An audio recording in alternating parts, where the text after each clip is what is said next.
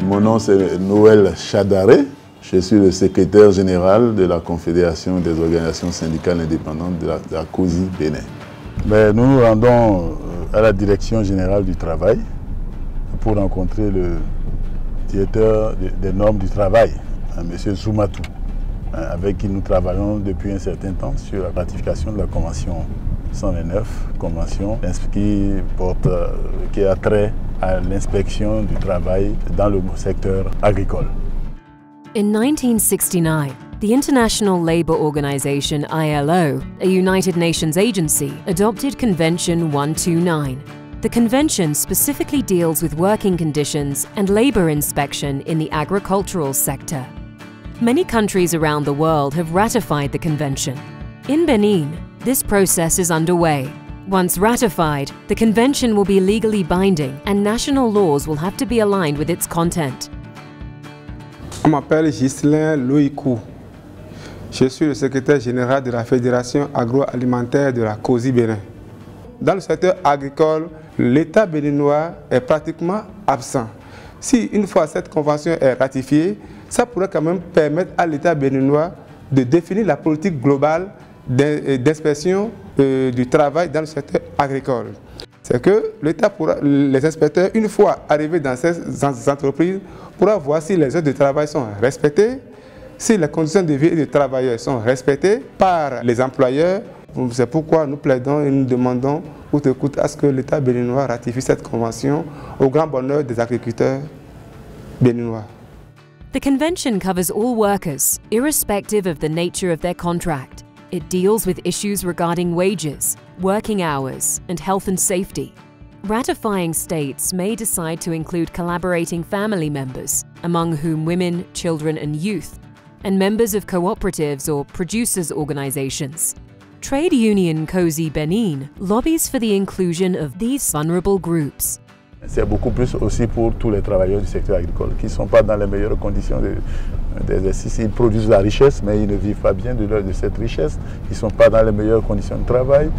Ensuite, autour de ce projet, dans le processus de ratification, nous avons échangé avec les syndicats, les centrales qui sont nos partenaires, pour les convaincre de nous accompagner, pour faire le lobbying auprès de la ministre de la fonction publique, le lobbying auprès de la direction des normes, le lobbying auprès de tous les acteurs qui sont impliqués dans cette ratification. Eh bien, ils ont marqué leur accord et ils sont avec nous. Et donc, nous sommes en train d'aller actuellement vers le directeur des normes pour échanger avec lui à ce sujet. Moi, c'est Raymond Zoumatou. Je suis directeur des normes et de la statistique du travail. Depuis que je suis à ce poste, c'est la première fois que je vois un tel engagement de la part d'une centrale. La COSI a joué un rôle, disons, d'impulsion.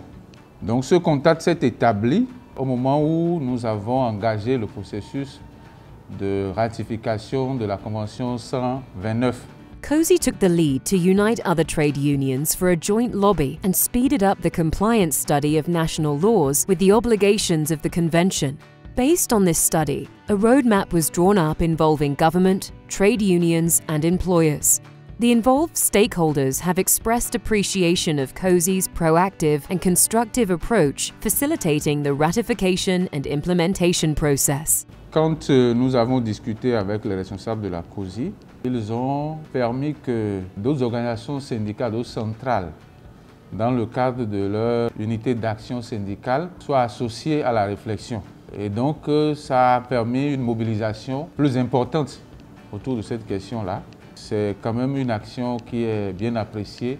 Le processus est en cours qui va déboucher sur la ratification effective de la Convention 129. Je pense que c'est une coopération qui a un bel avenir. Les organisations syndicales de travailleurs ou même d'employeurs sont capables d'accompagner de façon concrète le gouvernement. C'est une bonne leçon. Et même, je souhaite que cela puisse se répéter, n'est-ce pas, pour d'autres dossiers pour lesquels, qui sont dans le pipeline. Et nous allons travailler à capitaliser cela et faire en sorte que cela puisse faire tache d'huile. La CNV a été un catalyseur pour nous amener vers ce projet. Donc, au début, la CNV est, et sur le processus, la CNV nous accompagne sans la CNV, tout ce que nous avons fait, l'étape où nous sommes aujourd'hui, eh bien, nous n'aurions peut-être pas su progresser autant. Qui va, on l'espère, va être concluante, va prospérer, parce qu'on est plus loin de la ratification.